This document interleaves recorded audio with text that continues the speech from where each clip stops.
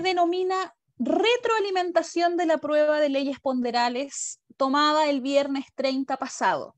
Ya esta clase está impartida para el curso primero medio A del Colegio Inglés San Luis Gonzaga en la asignatura de Química, hoy día miércoles 4 de noviembre del 2020. El objetivo principal de esta clase, chicos, es determinar cuáles fueron las preguntas que a ustedes les causaron mayor confusión y que fueron más complejas de responder, ya que según el porcentaje de respuestas que yo fui analizando, hubo un tanto de confusiones en las preguntas que yo traigo hoy día a la retroalimentación. Primero que todo, vamos obviamente a hablar de las estadísticas de quienes rindieron esta prueba. ¿Ya? El primero medio A tuvo una participación de 24 alumnos y alumnas de un total que figura en mi lista de 44 alumnos, lo que corresponde a un 55% de participación. El promedio del curso de todas las notas fue de un 4.8.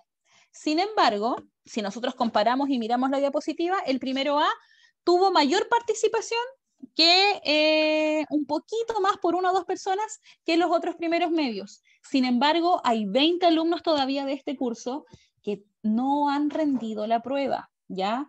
Para todas aquellas personas que no pudieron rendir la prueba el día viernes, espero sus justificativos, ¿ya? Un mail, profe, pasó esto. Ya me han llegado algunos que me han indicado, profe, ¿sabe qué? No tuve internet o pasó X motivo, pero me avisan, me informan qué es lo que está pasando para yo también estar al tanto de lo que les ocurre, ¿ya? Sin embargo, para todos aquellos que rindieron la prueba, vamos hoy día a retroalimentar algún par de preguntas ya que aparecieron ahí. La primera que me causó así como extrañeza, porque estaba bien repartido lo que ustedes habían contestado, fue la pregunta número 7, que preguntaba lo siguiente. Dentro de las 4 leyes ponderales, se encuentra una ley que establece la relación a través de números sencillos para los elementos que se encuentran en estado gaseoso a temperatura y presión constante. Lo anterior corresponde a, y por supuesto teníamos alternativa A, ley de adición de masas, alternativa B, ley de volúmenes de combinación, alternativa C, ley de conservación de gases y alternativa D, ley de conservación de masas. ¿Alguno de los participantes de esta clase pudo responder correctamente esta pregunta? Camila, Sebastián, Romina, Benjamín, Antonella, Felipe, llegó por ahí. Esa yo la respondí bien, profe. ¿La respondió bien, Felipe? A ver, cuénteme. Sí. ¿Qué respondió usted? Respondí la ley de volúmenes de combinación. Porque dígame, lo escucho. Intenté tener una máxima comprensión lectora en ese tiempo, en el tiempo que que me puse a intentar responder la pregunta, y que establece la relación de números sencillos. Para mí ahí estuvo la palabra clave, porque la de adición de masas no me cabía mucho. La de conservación de gases y la conservación de masa, mucho menos. Después me acordé y me puse a leer lo de la ley de volúmenes de combinación, y ahí salía números sencillos, y ahí supe todo. Excelente, Felipe, muy bien lo que nos acabas de comentar, muchas gracias. Efectivamente, tal cual como dice el compañero, en esta pregunta habían palabras claves. Felipe se inclinó por lo que decía, vamos a activar aquí la pluma. Felipe se inclinó por esta palabrita, esta frase que decía números sencillos. Y él dijo, a ver, números sencillos lo relacionamos con volúmenes. Sin embargo, otro alumno o otro compañero podría haber dicho, a mí no me llamó tanto la atención que dijera números sencillos. Lo que a mí me llamó la atención es que me estaban hablando de elementos que estaban en estado gaseoso. Por lo tanto, vamos a recordar un poquito que cuando les enseñé ya la ley de volúmenes de combinación, nosotros hablamos que eran explícitamente para elementos que estaban en estado gaseoso a una temperatura determinada. ¿ya? A una presión y a una temperatura en específico. Por lo tanto, la ley de adición de masas, nos están hablando masas, y la masa no tiene ya una medida de volumen, sino que de gramos, de kilogramos, etc. Por lo tanto, la primera alternativa no era. Y me llamó la atención porque yo puse una así como un distractor, que era la letra C. La letra C nos hablaba de la ley de conservación de gases. Dentro de las 4 leyes que yo les enseñé, ¿había alguna que se llamara ley de conservación de gases? ¿Qué dice el Samuel? ¿Había una que se llamaba así o no? No. Y muchos cayeron en esa trampita. Recuerden que las leyes ponderales son 4. Ley de conservación de masas, ley de proporciones definidas, ley de proporciones múltiples y ley de volúmenes de combinación. No podríamos inventar una quinta porque son un grupo de 4 leyes. Por lo tanto, la alternativa correcta a esta pregunta era acerca que nos hablaba de la ley de volúmenes de combinación, como nos decía Felipe al inicio de la clase. ¿Ya? Chicos, si quieren decirme algo, no me abre el chat. Así que agradezco si activan sus micrófonos si es que quieren opinar. ¿Ya? Siempre serán bienvenidos. ¿Alguien tiene preguntas respecto a esta retro de la pregunta 7? Si no, tienen un dedito. Hola Luis, ¿cómo está? No lo había visto. Benjamín, la Camila está por ahí. No hay preguntas, por lo que veo.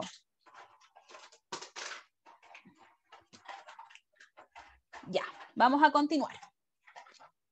La otra pregunta que tuvo mucha confusión fue esta pregunta número 10, la cual preguntaba, ¿cuál es la cantidad de moles totales de reactantes correspondientes a la siguiente reacción? Cantidad de moles totales. ¿En qué nos teníamos que fijar aquí? En la parte de los reactantes. Hola, Tomás. Hola, profe. El coeficiente estequiométrico de la reactante. Excelente, muy bien, tal cual como nos dice Tomás. En esta pregunta teníamos que fijarnos en el coeficiente estequiométrico. ¿Cómo identificamos el coeficiente estequiométrico? ¿Cuál es? ¿El número grande? Es el número más grande y está a la izquierda. Muy bien, Romina y Felipe, excelente, contestaron a tono. El número grande. Entonces, chicos, ¿qué número acompaña al N2?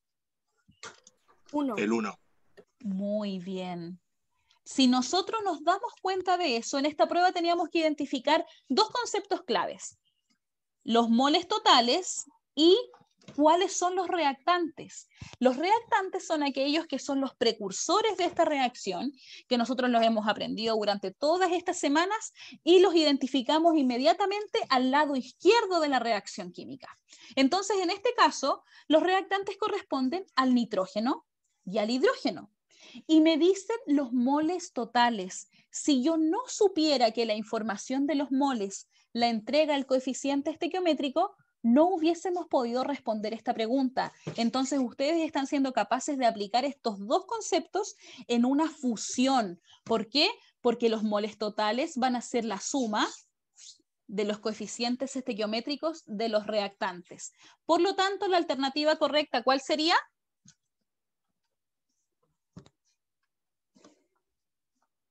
La D. La D, porque estamos sumando un mol que tiene el nitrógeno más 3 moles de hidrógeno, corresponden a 4. Traigo esta pregunta aquí a la retro, chicos, porque algunos respondieron 3. Y creo que fue porque solamente se fijaron en el que acompaña al hidrógeno. Sin embargo, la pregunta estaba orientada a los moles totales de reactantes, no en específico a uno o a otro elemento. Así que, por supuesto, tal cual decía Felipe, la comprensión de lectura es muy importante al momento de responder. ¿Ya? Vamos así entonces a la siguiente pregunta, que fue la pregunta 11. ¿Cómo les fue con Roberto? ¿Qué les pareció esta pregunta? Tengo que reconocer, dejé esa pregunta al final porque me costó mucho. Sí, ya, el primero medio B y C me dijo absolutamente lo mismo. Nos dijeron, profe, leí hartas veces esta pregunta porque la leí y la volví a leer. Entonces, lo que vamos a hacer nosotros, vamos a leerla nuevamente. Y dice así, Roberto les enseña a sus compañeros, dígame, ¿quién está por ahí? Igual esa es la álgebra final, igual me costó eso, está difícil. También le costó a Tomás. Sí, Tomás, creo que yo les pongo este tipo de preguntas para que siempre tengan claro lo importante que es leer, ¿ya? Porque la respuesta está ahí, está dentro del mismo texto, pero lo importante es que sepamos leer comprensivamente. Vamos entonces. Roberto les enseña a sus compañeros que la ley de conservación de masas establece que la suma de los volúmenes de los reactantes es igual a la suma de los volúmenes de producto. ¿Por qué la información proporcionada por Roberto es incorrecta? Entonces, primero que todo, Roberto le está enseñando a sus compañeros un contenido. Eso es absolutamente maravilloso, que entre sus pares puedan explicarse las materias. Sin embargo, Roberto escogió un tema de la química, la ley de conservación de masas. Y la ley de conservación de masas, yo recuerdo que nosotros aprendimos que fue propuesta por Antoine Lavoisier, el cual dijo que la masa de los reactantes tenía que ser igual a la suma de las masas de los productos. Por lo tanto, si aquí Roberto dice que la suma de los volúmenes de los reactantes es igual a la suma de los volúmenes de producto, ¿en qué estará equivocado Roberto? Que los elementos químicos tienen, sí, tienen distintos volúmenes, pero en lo que falla es que todo elemento es diferente por sí mismo, así que no podrían sumarse entre sí. Por eso falló en decir que eran todos iguales. Ese fue el fallo.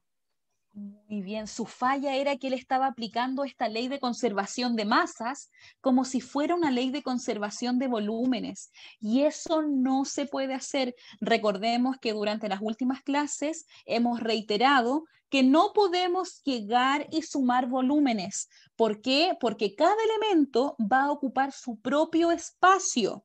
¿Y de qué va a depender el volumen que él ocupe? De la densidad de cada elemento.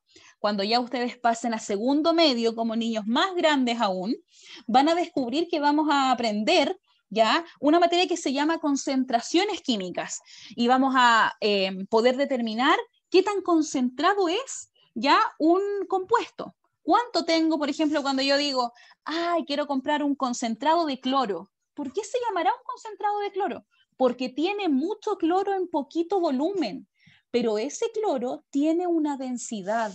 Y esa densidad es característica para cada elemento y para cada compuesto.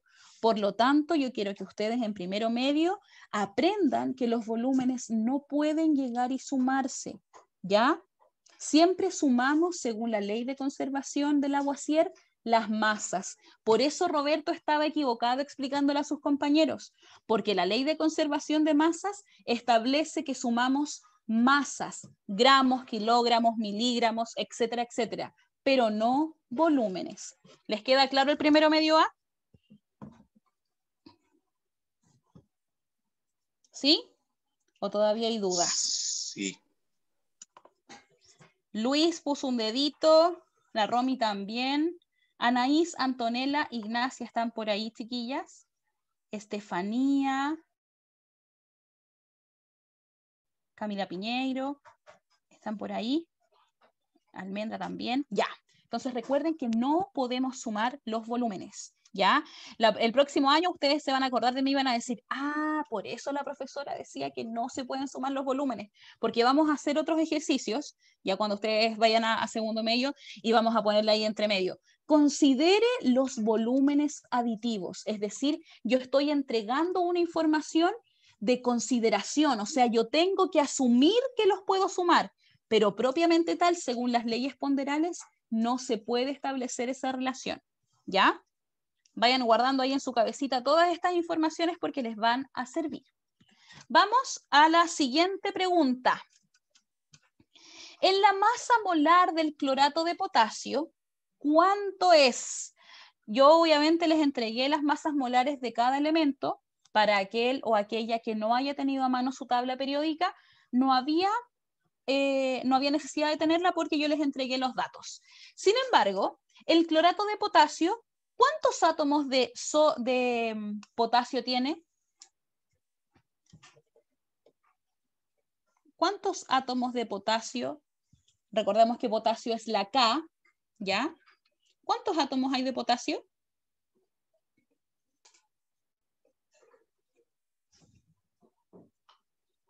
1. 1, muy bien. ¿Por qué? Porque el numerito de aquí abajo, como no hay ninguno, significa que hay un átomo de potasio. Lo mismo ocurre con el cloro. Tampoco tiene un número pequeñito abajo, por lo tanto también tiene 1. Pero ¿qué pasa con el oxígeno, chiquillos? Se tiene que multiplicar por 3 por 16. Excelente, Romina, muy bien. Ocurrió que algunos olvidaron multiplicar este número 3 por la cantidad de oxígenos y la mayoría del curso se fue por la alternativa A, la cual decía que sumemos 39 más 35,5 más 16. Pero lo que teníamos que hacer era decir, ok, tenemos un átomo de potasio que pesa 39 gramos sobre mol, ¿cierto? Le sumamos un átomo de cloro. ¿Cuánto pesa un clorito, chicos? 35,5. 35,5 gramos mol. Muy bien. Sin embargo, ahora venía la complejidad, porque yo no podía establecer que solamente había un oxígeno, sino que tenía que multiplicar, como decía Romina, 3 veces la masa correspondiente a ese oxígeno. ¿Y cuánto es la masa que me están diciendo? 16 gramos mol. Esa es la forma correcta de poder calcular la masa molar de un compuesto, ¿ya? Entonces, ¿qué es lo que hacíamos? 39 más 35,5 más 3 por 16, que es 48. Y esa suma de cada una de las masas de esos elementos nos daba un total de 122,5 gramos por mol. Entonces la alternativa correcta era la letra B y muchos respondieron la letra A. Ojo entonces, cuando calculamos masas molares, tenemos que fijarnos en la cantidad de átomos que tenemos de cada una de las especies. Yo esta pregunta la puse en esta prueba 2, ¿ya? Porque nunca olviden que todas las materias de todas las asignaturas son toda una cadenita. Entonces, eventualmente yo puedo hacer preguntas que tengan relación a la materia anterior, porque tienen que manejar ese contenido, ¿ya? El tema de las masas molares, chicos, los va a acompañar durante toda la química, así que es bueno que vayamos ensayando. Si alguien tiene preguntas de cómo se calcula, por favor, que las haga ahora. Ya el momento de aprender es cuando estamos en esta clase. ¿Alguien tiene preguntas respecto a esta masa molar?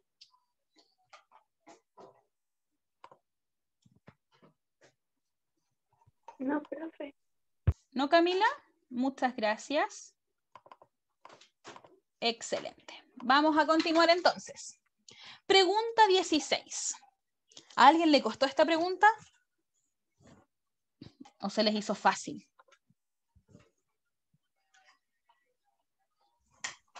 De hecho, a mí se me hizo fácil. Se te hizo fácil, Felipe. Qué bueno. A ver, cuénteme. Mire, ahí dice, la proporción definida de una reacción establece que 4 gramos de aluminio reaccionan con 6 gramos de oxígeno.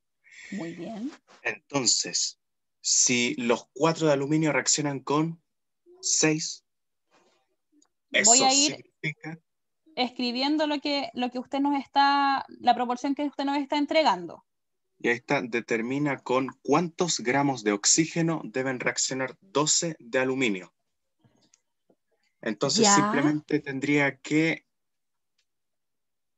A ver, espérese, déjame me acuerdo. Vamos. ¿Alguien tiene algo más que aportar? Hacer regla de 3. Ya, hacemos la regla de proporcionalidad conocida como regla de 3. Muy bien, Camila. ¿Pero dónde está mi incógnita? ¿Quién es mi incógnita aquí? ¿Dónde pongo mi X? A ver, la incógnita es el oxígeno, obvio. Aquí abajito entonces, donde pusimos nuestros oxígenos. Y arriba, ¿qué información me entregan en el numerador? ¿Qué tengo que poner? 12 gramos 12 de aluminio. aluminio. Muy bien, chicos. Excelente. Entonces, tal cual nos decía Camila, Romina y Felipe, en este caso tenemos que enunciar nuestra regla de proporcionalidad directa, la cual dice, para despejar una incógnita en una variable que es directamente proporcional, es decir, si aumento los gramos de uno, tengo que aumentar los gramos de otro, tenemos que multiplicar los extremos. ¿Cuáles son los extremos aquí? 6 por 12 dividido en 4. Excelente. 6 por 12 dividido en 4.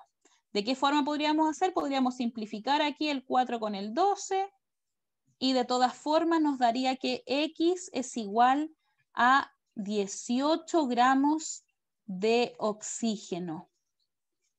¿Ya?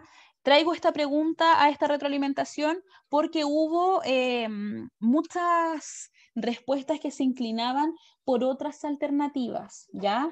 Obviamente, siempre recordar que cuando hablamos de proporciones definidas, tenemos que hacer lo que está en la pantalla. Traer los datos, extraer los datos importantes, que son los de la proporción, y luego mezclarlos, obviamente, con la información que se está pidiendo, que en este caso son los gramos de oxígeno. Muy, muy bien. Y por último, la pregunta 20. Cuéntenme, ¿fácil o difícil? Samuel, ¿cómo la encontró la pregunta 20? ¿Más o menos? Luis, la Ignacia. Yo casi me equivoco en esa. Tomás, no le escuché bien. ¿Me repite, Yo por casi favor? me equivoco en Casi se equivoca en esta. A ver, ¿por qué? Cuéntenos.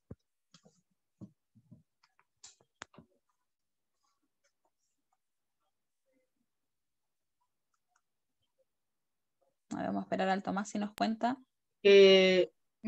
casi me equivoco porque no me acordaba de quién era el que lo había propuesto. Muy bien, muy bien. Habían dos alternativas similares que podían llevar a una equivocación.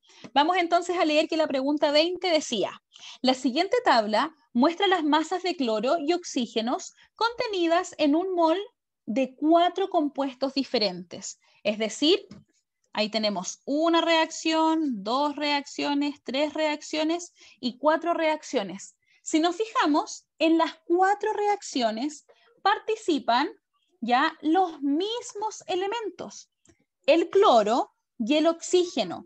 Pero ¿cómo es la masa del cloro en estas 4 reacciones? ¿Cómo es la masa del clorito en estas 4 reacciones, chicos?